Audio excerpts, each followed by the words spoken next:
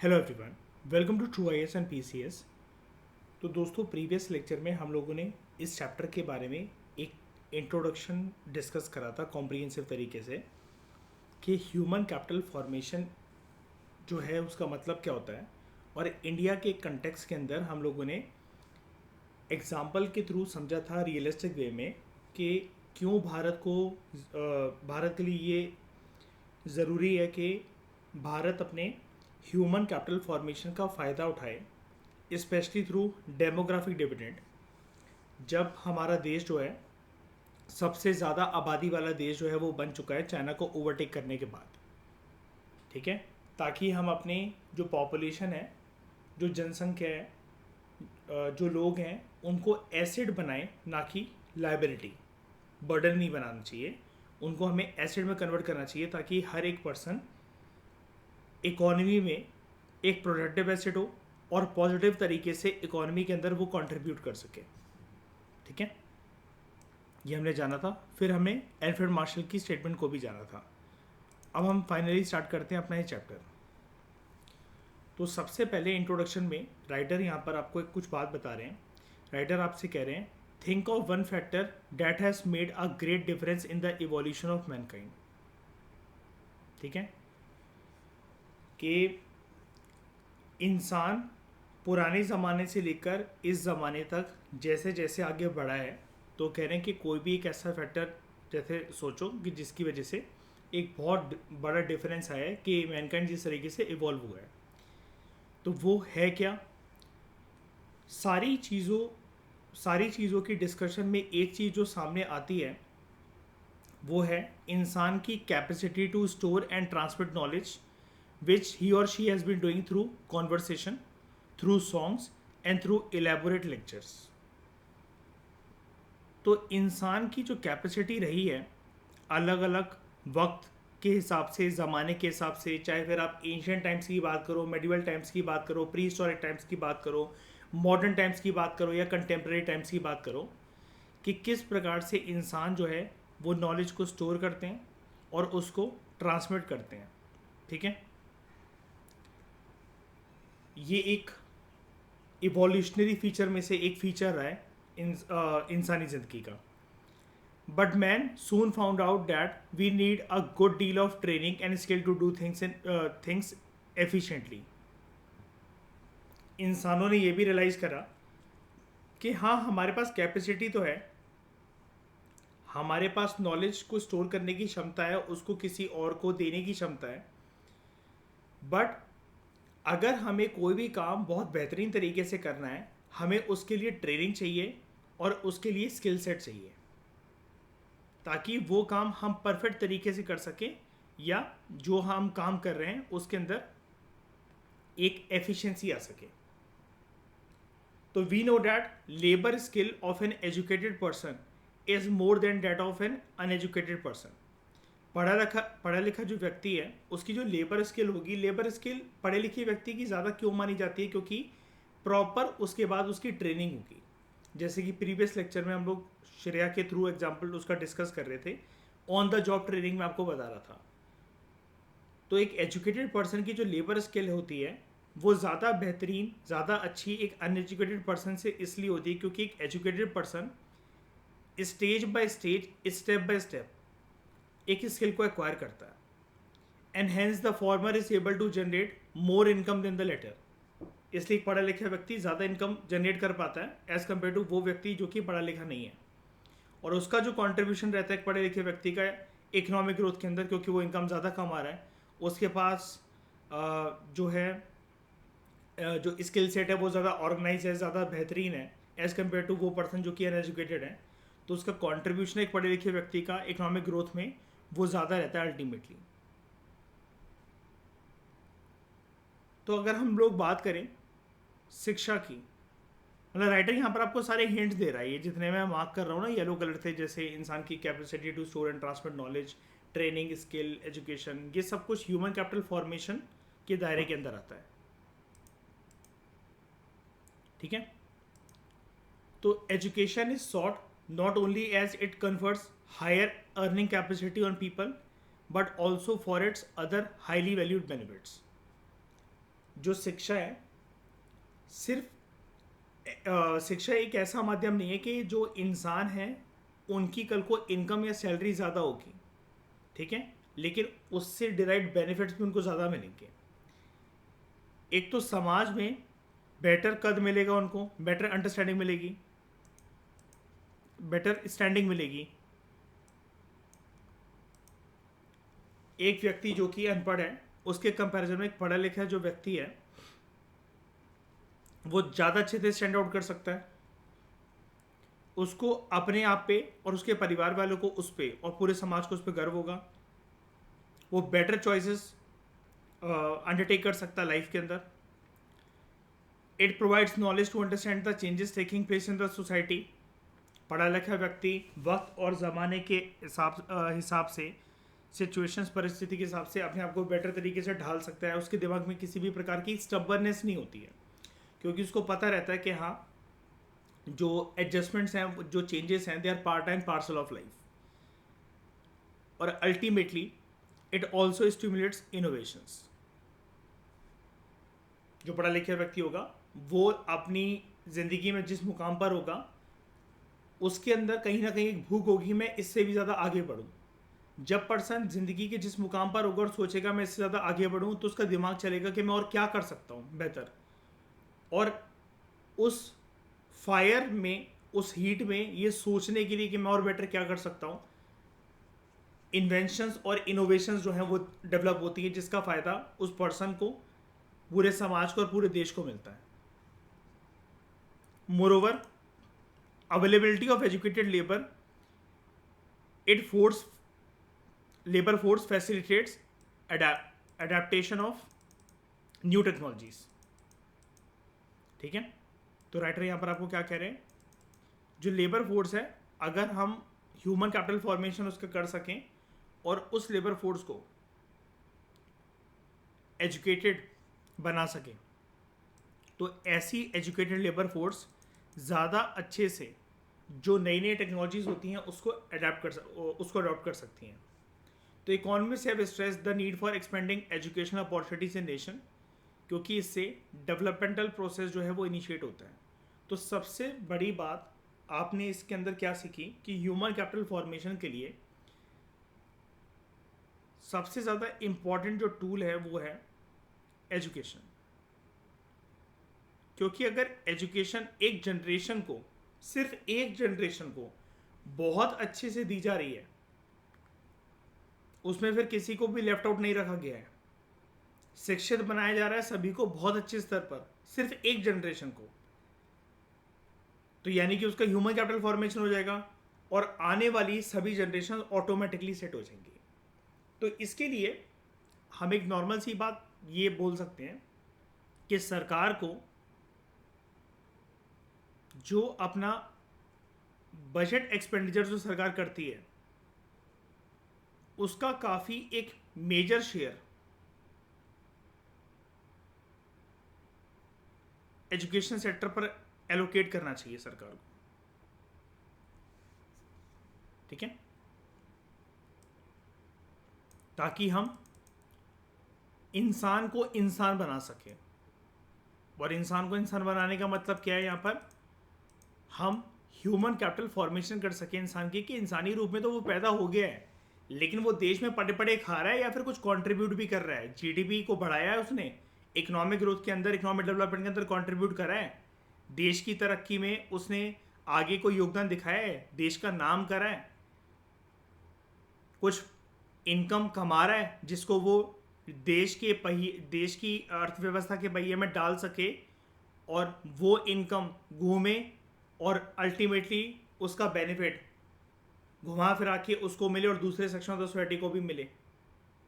हमारा expenditure, obviously बात है, आप इकोनॉमिक्स इतनी तो जानते ही हो ना कि हमारा एक्सपेंडिचर जो है वो कहीं ना कहीं दूसरों की इनकम से जुड़ा रहता है, और दूसरों की जो इनकम होती है वो हमारी इनकम से जुड़ी, दूसरों का जो एक्सपेंडिचर होता है वो हमारी इनकम से जुड़ा होता है। किसी का खर्चा किसी की इनकम बनती है और किसी की इनकम किसी का खर्चा होता है। तो अब हम डायरेक्टली बात करते हैं कि ह्यूमन कैपिटल फिर है क्या। तो just as a country can turn physical resources like land into physical capital like factories, कि जिस प्रकार से देश में हम फिजिकल रिसोर्सेज जैसे एक ज़मीन पड़ी हुई है उसके ऊपर कोई भी एक घर, मॉल, फैक्ट्री, इंडस्ट्री ये सब बना लेते हैं, यानी कि प्रोडक्टिव एसेट, कि उसके लैंड के खाली रहने से तो बेटर ही है कि हम उस पर कुछ बनाएं और उससे इनकम जो है वो जनरेट करें। सिमिलरली देश अपनी ह्यूमन रिसोर्सेज को भी like nurses, farmers, teachers, students, इनको ह्यूमन कैपिटल के अंदर कन्वर्ट कर सकता है, लाइक इंजीनियर्स एंड डॉक्टर्स। तो societies need sufficient human capital in first place. अच्छी खासी मात्रा के अंदर समाज को हमारे ह्यूमन कैपिटल की आवश्यकता होती है। तो वो किस फॉर्म में हमें देखने को मिलता है या मिलना चाहिए?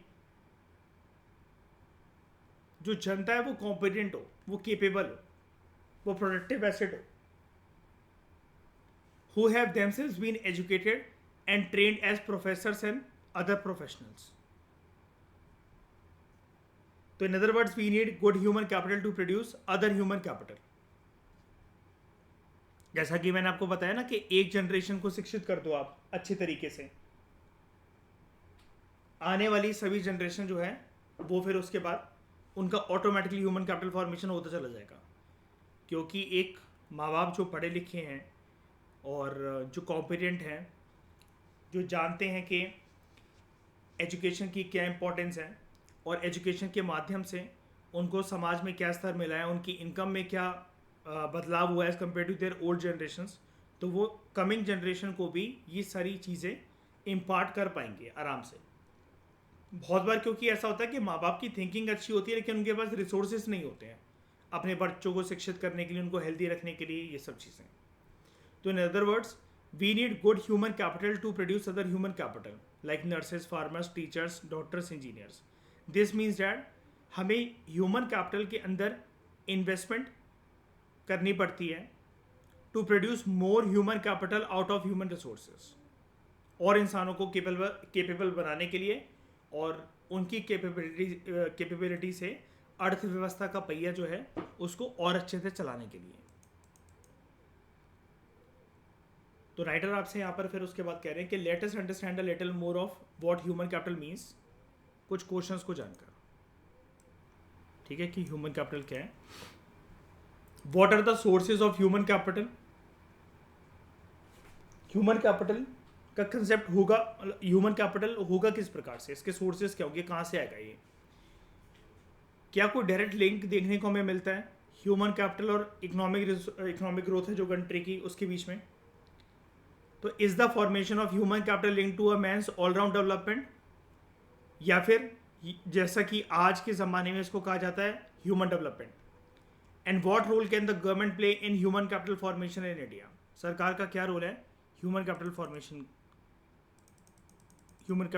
करने के लिए। तो सबसे पहले हम क्वेश्चन को एड्रेस करते हैं कि सोर्सेज क्या हैं ह्यूमन कैपिटल के। देखो, एजुकेशन के क्षेत्र में इन्वेस्टमेंट करना सरकार की तरफ से, या फिर जैसे हमने बात करी थी इस चैप्टर के स्टार्टिंग में, चाहे वो प्राइवेट फंड हो, जैसा कि एल्फ्रेड मार्शल ने यहाँ पर बोला था, अगर आपको ये वर्ड याद हो, प्राइवेट फंड यानी कि अगर जिसके माँ बाप कर सकते हैं खर्चा एक पर्सन की एजुकेशन पर, और पब्लिक फंड यानी कि सरकार कर रही है कुछ लोगों पर जो लोग एजुकेशन को अफोर्ड नहीं कर सकते हैं। तो investment in education is considered as one of the main sources of human capital. लेकिन कुछ सेवरल अदर फैक्टर्स भी होते हैं, सेवरल अदर सोर्सेज भी होते हैं, जैसे एक तो आपने यहाँ पर बात करी इन्वेस्टमेंट इन एजुकेशन, इसके अलावा और कहाँ इन्वेस्टमेंट होनी चाहिए, इन्वेस्टमेंट इन हेल्थ। ठीक है, उसके बाद जैसा कि मैंने आपको प्रीवियस लेक्चर के अंदर वर्ड बताया था, on the job training, migration, ठीक है, एंड इंफॉर्मेशन। ये अदर सोर्सेज है ह्यूमन कैपिटल फॉर्मेशन के, कि यानी कि जनता जागरूक भी हो, एज अ कंज्यूमर उसके पास कंज्यूमर राइट्स हो, आटे दाल का भाव उसको पता हो। माइग्रेशन मतलब it is a kind of on the job training only, कि जब पर्सन कहीं नई जगह पर माइग्रेट कर रहा है तो उसको ऐसा ना हो कि वो ज़्यादा बेटर तरीके से इकॉनमी के अंदर तभी कंट्रीब्यूट कर पाए जब वो अपने एरिया के अंदर जॉब पकड़ा हुआ है या फिर अपने राज्य के अंदर उसको जॉब मिल रखी है। वो देश में कहीं पर भी जाए, यहाँ पर हम विदेश की बात नहीं कर रहे हैं, विदेश का भी एंगल आता है कि देश जो है अपने देशवासियों को इतना केपेबल बनाए कि वो दुनिया भर की विभिन्न देशों में जाकर सिर्फ मतलब लोकल लेवल पे कम्पीट ना कर सके। मतलब हिंदुस्तान के अंदर के पर्सन जो है वो किसी भी एक राज्य से है, पर्सन असम से है और वो मध्य प्रदेश के अंदर जॉब करने आया है, तो फिर वो कहे कि नहीं यार, जो मध्य प्रदेश के अंदर रिक्वायरमेंट है वो नहीं जानता, मैं यहाँ पर माइग्रेट कर आया हूँ, लेकिन यहाँ पर अलग ही स्किल सेट रिक्वायर्ड है जो कि मुझे नहीं पता या जो मुझे नहीं सिखाया गया।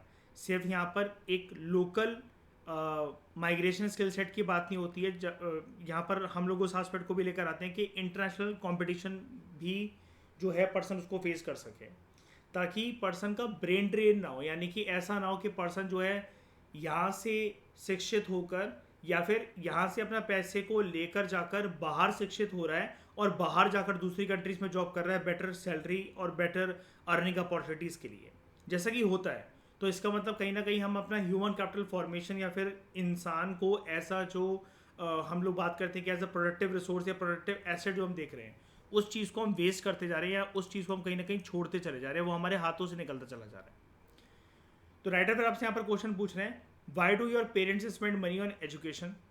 तो spending on education by individuals is similar to spending on capital goods by companies, ताकि इमिडिएटली तो देखो उनकी सेल्स वगैरह नहीं बढ़ेगी कंपनीज की, लेकिन फ्यूचर प्रॉफिट जो हैं वो बढ़ते रहेंगे over a period of time. Similarly अगर आप एजुकेशन के ऊपर अगर आप इन्वेस्टमेंट करते हो तो उसका फ़ायदा आपको इमिडिएटली आज तो नहीं मिलेगा, लेकिन फ्यूचर में डेफिनेटली मिलेगा। Likewise individuals invest in education with the objective of increasing their future income. ठीक है, लाइक एजुकेशन, हेल्थ भी एक इम्पॉर्टेंट आस्पेक्ट माना जाता है, कि इम्पॉर्टेंट इनपुट माना जाता है नेशन की डेवलपमेंट के लिए, as of a nation as much as it is important for the development of an individual. ठीक है, क्योंकि अगर देशवासी अगर हेल्दी नहीं है, ठीक है, या फिर कल को उनको बीमारी लग जाती है या फिर वो कुल मिलाकर उनका इम्यून सिस्टम वीक है, तो फिर वो इकॉनमी में कंट्रीब्यूट करेंगे कैसे? उस हेल्दी बॉडी के साथ, उस हेल्दी माइंडसेट के साथ, अपनी 100 बिना उसके एक हेल्दी बॉडी और एक हेल्दी माइंडसेट के साथ अगर वो नहीं है उनके पास, जो उनकी 100% पोटेंशियल या एफिशिएंसी के ऊपर के साथ वर्क नहीं कर रहा है, तो वो भी फिर अपनी 100% एफिशिएंसी के साथ काम नहीं कर सकेंगे, इकॉनमी में कंट्रीब्यूट नहीं कर सकेंगे। तो राइटर आपसे यहाँ पर क्वेश्चन पूछ रहे हैं, हु कैन वर्क बेटर? एक बीमार व्यक्ति या फिर एक ऐसा पर्सन जिसकी हेल्थ बहुत अच्छी हो। तो a sick labourer without access to medical facilities is compelled to abstain from work, उसको काम जो है उसको छोड़ना पड़ेगा या फिर वो काम इतना ज़्यादा नहीं कर सकता एक बीमार व्यक्ति। And there is a loss of productivity, तो इकॉनमी उतने फुलेस्ट पोटेंशियल पर काम नहीं कर सकेगी। तो expenditure on health is an important source of human capital formation apart from education. First year या फर्स्ट स्टेज या फर्स्ट लेवल वाले तो मैंने आपको बताई थे, वो तो बेसिक है, रोटी कपड़ा मकान, लेकिन उसके अलावा हमने और क्या सीखा? Migration, information, on the job training, education, health, जिसमें से सबसे इंपॉर्टेंट माने जाते हैं education and health.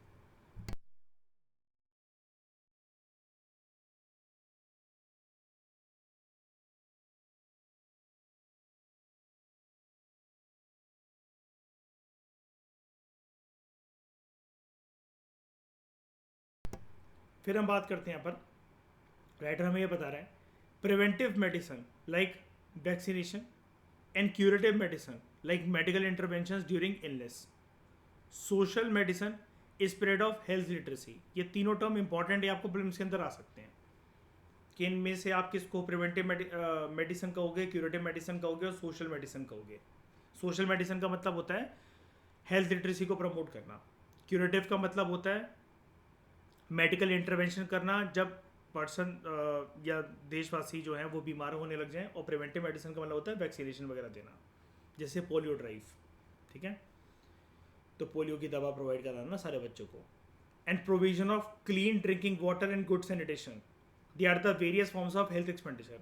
Health expenditure जो है ये डायरेक्टली इंक्रीज करता है supply of healthy labour force, और ये एक सोर्स है ह्यूमन कैपिटल फॉर्मेशन का।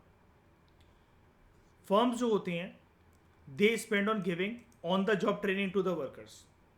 जैसे आपने हेल्थ जान लिया ऊपर वाले पैराग्राफ में कि ये भी एक ह्यूमन कैपिटल फॉर्मेशन का पार्ट है, एक सोर्स है। फिर हम बात करते हैं ऑन द जॉब ट्रेनिंग की। जो फर्म्स हैं ऑब्वियस ही बात है, अगर वो इस चीज़ से बचेंगे ना कि हाँ चलो हम डायरेक्टली लोगों को हायर कर लेते हैं, उनकी ट्रेनिंग नहीं करवाते हैं, अलग से ट्रेनिंग करवाने के ऊपर हम क्यों उनके ऊपर इन्वेस्ट करें, या फिर हम अपना खर्चा क्यों भुगतें। तो फिर आपके पास एक केपेबल सेट ऑफ लोग हैं जो कि कॉलेज के अपने टॉपर्स रह चुके हैं, यूनिवर्सिटीज़ के टॉपर रह चुके हैं। अब जब वो आपकी कंपनी में आपके प्लेसमेंट्स के थ्रू आए हैं तो आपको उनको काम बताना पड़ेगा कि आपकी क्या एक्सपेक्टेशन है उनसे, आप चाहते क्या हो, वरना आप मत करवाओ उनकी ऑन द जॉब ट्रेनिंग, वो आपको लॉस ही देंगे और फिर आपके उनके ऊपर चिल्लाने का कोई मतलब नहीं बनता। तो फर्म्स जो हैं they spend on giving on the job training. अभी ये फर्म्स के लिए एक तरीके से खर्चा होता है, ठीक है, कि इतने सारे वर्कर्स को जो है वो ट्रेनिंग दे रहे हैं। अब हो सकता है कि मान लो एक फर्म जो है वो सेटअप हो नॉर्थ इंडिया के अंदर, और उसका जो ट्रेनिंग सेंटर है वो साउथ इंडिया में बेंगलोर वगैरह जैसी जगह पर है, लेकिन फर्म्स को फिर भी भेजना तो पड़ेगा अपने एम्प्लॉयज़ को कि ट्रेनिंग करके जब वो आएंगे तब जाकर प्रॉपर तरीके से वो नौकरी करेंगे। तो this may take different forms. One, the workers may be trained in the firm itself, अगर फॉर्म बहुत बड़ी है, फॉर्म के अंदर जगह है, ठीक है, या फिर ट्रेनिंग ऐसी है कि हाँ ठीक है फॉर्म के अंदर अंदर ही हो जाएगी, under the supervision of skilled worker. एक सीनियर होगा, उसकी छत्र छाया के अंदर रहकर बाकी सारे वर्कर्स वहीं जिस फॉर्म में काम कर रहे हैं वहीं पर उनकी ट्रेनिंग हो जाएगी। दूसरा ऑप्शन क्या है, workers may be send for off campus training, यानी कि एक फॉर्म लोकेटेड है जहाँ पर पर्सन को काम करना है, वो लोकेटेड है गुरुग्राम में या फिर नोएडा में, लेकिन जो कंपनी है वो अपनी ही किसी ब्रांच को खोले बैठी है बेंगलोर वगैरह में, कर्नाटका में, केरला में, कहीं या देश के किसी भी अन्य कोने के अंदर, और वहाँ पर अपने वर्करों को भेज रही है कि वो उसका ट्रेनिंग कैंपस है। दोनों केसेस के अंदर यहाँ पर फर्म्स जो है उसको पैसे तो खर्च करने पड़ेंगे। Firms will thus insist that workers should work for a specific period of time after their on the job training, during which it can recover the benefits of the enhance productivity owing to the training. तो ये firm जो है ये cost क्या कहते हैं, जिसने ये जो एक्सपेंस जो बियर करा है इसकी रिकवरी कैसे होगी कि जब वो लोग आएंगे वापस तो फर्म को उनको कुछ समझाना नहीं पड़ेगा और पहले दिन से वो बहुत अच्छे से फुल प्रोडक्टिविटी के साथ काम करेंगे, ठीक है। तो expenditure regarding on the job training ये भी एक सोर्स है ह्यूमन कैपिटल फॉर्मेशन का, as the return of such expenditure in the form of enhance labour productivity is more than the cost of it. और ये ऑन द जॉब ट्रेनिंग आप इसको भी कह सकते हो कि आपका यूपीएससी क्लियर हो गया, आप डायरेक्टली जाकर एसडीएम, डीएसपी, एसपी, एएसपी की पोस्ट नहीं संभालोगे, पहले जाकर आपकी ट्रेनिंग होगी, उसके लिए आपकी अलग अलग अकेडमीज होगी। अगर आप आईएएस हो तो आप लवासा जा रहे हो, अगर आप आईपीएस हो तो आपका ट्रेनिंग सेंटर अलग है, आईआरएस हो तो अलग है।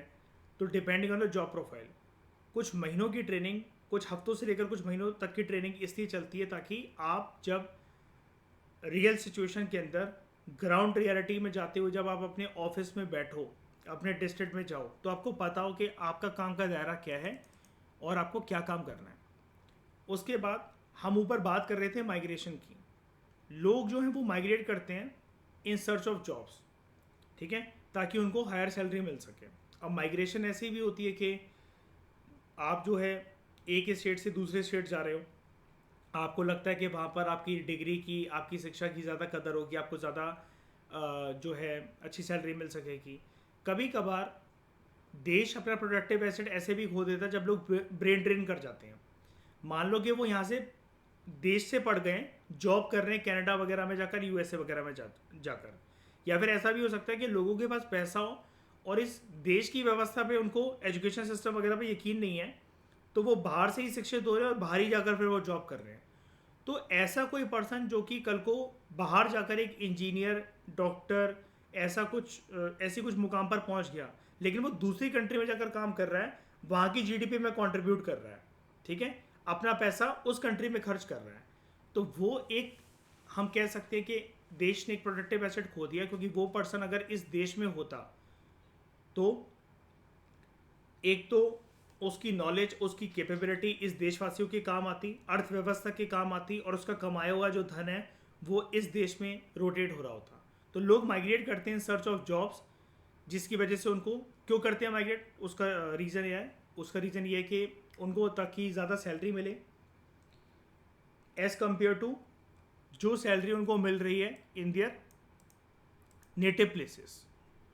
तो unemployment is the reason for rural urban migration in India. अगर हम देश के अंदर अंदर की बात करें तो बेरोज़गारी जो है, ठीक है, लोगों के पास काम धंधा नहीं होना, और अनएम्प्लॉयमेंट क्या होता है, लोग जो हैं they are willing to work लेकिन they are not getting work. तो ये एक रीज़न है कि लोग गांव को छोड़कर शहर की तरफ आ जाते हैं, ठीक है। तो technically qualified persons like engineers and doctors they migrate to other countries because of higher salaries that they may get in such countries, जैसा कि मैंने आपको बताया। और ऐसे केस के अंदर जैसे डॉक्टर हैं या फिर इंजीनियर्स हैं, कल को ये देश में, ये देश के प्रोडक्टिव एसेट थे, देश में कितना ज़्यादा कंट्रीब्यूट कर सकते थे उसकी इकोनॉमिक ग्रोथ वगैरह में, लेकिन देश ने लूज़ कर दिया ऐसे लोगों को। तो migration in both these cases involves cost of transport, higher cost of living in the migrated places, psychic cost of living in the strange socio culture setup. यानी कि बात सिर्फ ऐसी नहीं आती है कि इंसान जो है वो एक जगह को छोड़कर दूसरी जगह चला गया, इस कंट्री का होते हुए दूसरी कंट्री चला गया। माइग्रेशन के साथ साथ अलग अलग तरह की कॉस्ट भी इन्वॉल्व होती हैं।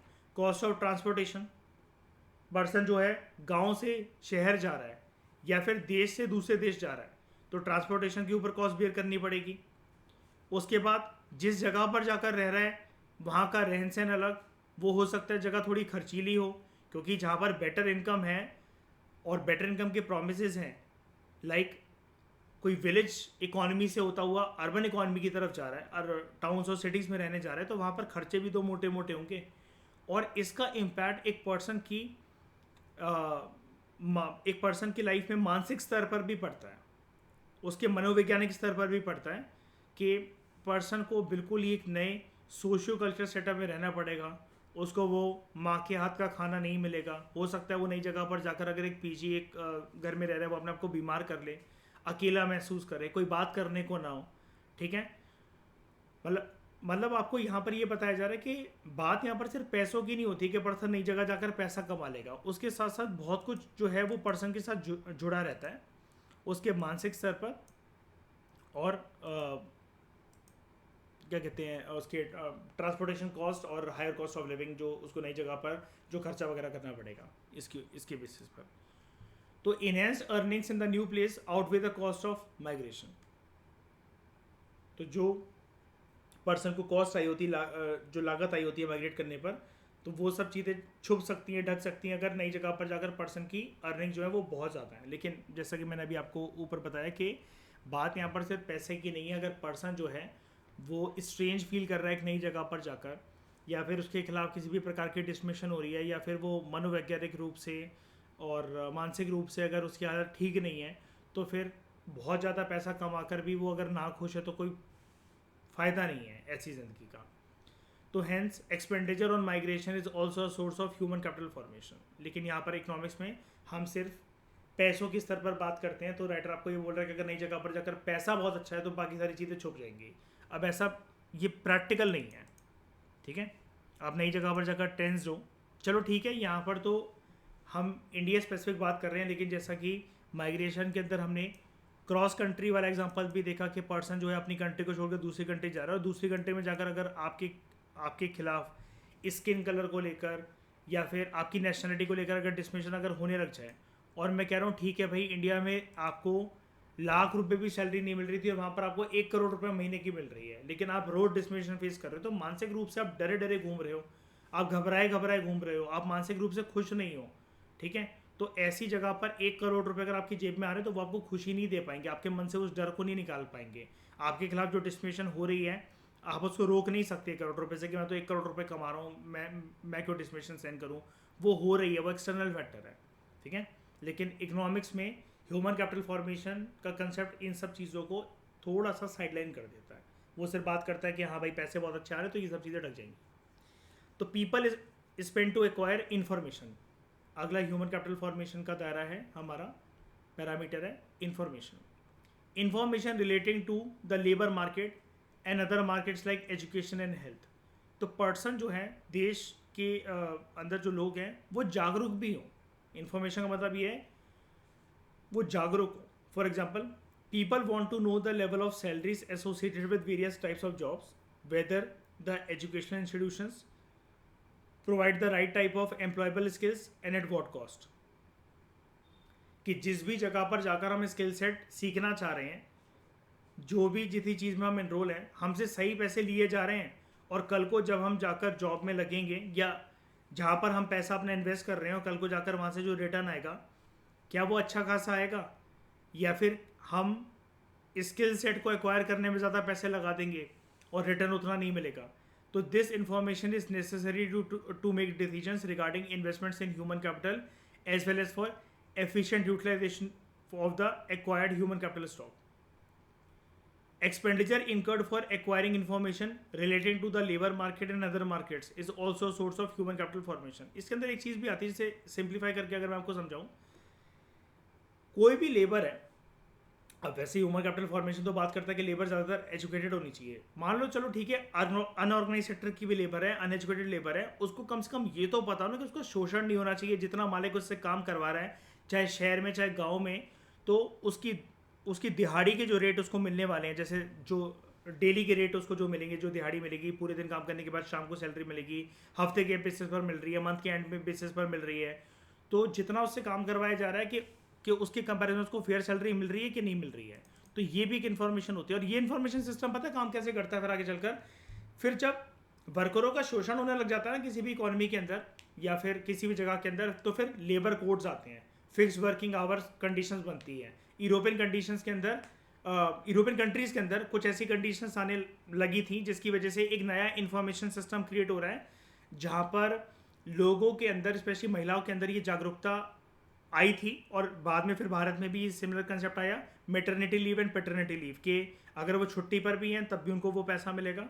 अगर एक औरत माँ बनी है, ठीक है, और उसको अपने बच्चे का ख्याल रखना है तो प्रेगनेंसी के टाइम पर भी पैसा मिलेगा, और जब तक उसका जो है जो बच्चे को उसको रेज करना है, और अगर उसको कुछ टाइम तक पोस्ट डिलीवरी अगर घर पे रहना है तो उसको वो पैसा मिलेगा। और अगर वाइफ अगर काम पे जा रही है तो फादर अगर हैं तो फिर उनको मिलेगा, उनकी सैलरी रोकी नहीं जाएगी कि इतने तुम काम पर नहीं है। और इस चीज़ को जो ऑर्गेनाइज सेक्टर है, जो फॉर्मल इंस्टीट्यूशंस हैं इंडिया के अंदर, वो भी अपना रहे हैं, क्योंकि लेबर कोड्स कुछ ऐसे हैं और सरकार ने एक्ट बना रखे हैं इसके ऊपर। फिर जैसे मेंस्ट्रुअल लीव का कंसेप्ट जो है, पीरियड्स लीव जिसको कहा जा रहा है यूरोप के अंदर, एक ये प्रचलन में काफ़ी ज़्यादा छाया हुआ है, बहुत से यूरोपियन कंट्रीज ने इसको इम्प्लीमेंट भी कर दिया है। भारत के अंदर भी बात चल रही है। भारत के अंदर अभी तक ऑर्गेनाइज सेक्टर के अंदर मैटरनिटी लीव का कंसेप्ट, पैटर्निटी लीव का कंसेप्ट तो आ गया, लेकिन पीरियड्स लीव अभी भी हम लोग डिस्कस कर रहे हैं, एक्सप्लोर कर रहे हैं हम लोग ऑप्शन कि हाँ ऐसी भी चीज़ होनी चाहिए।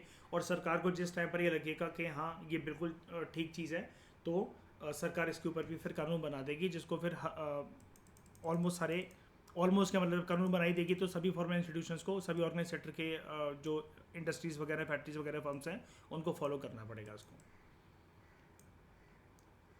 ठीक है, तो जो कंसेप्ट है फिजिकल कैपिटल का, it is the base for conceptualising human capital. There are some similarities and some kind of similarities between the two forms of capital, और कुछ डिससिमिलैरिटीज भी हैं। तो हम इसको सबसे पहले हमें इसको समझना पड़ेगा कि फिजिकल कैपिटल और ह्यूमन कैपिटल के अंदर फ़र्क क्या होता है, जिसको हम जानेंगे नेक्स्ट लेक्चर में। इस डिस्कशन में दोस्तों फिलहाल इतना ही। Thank you very much for discussion.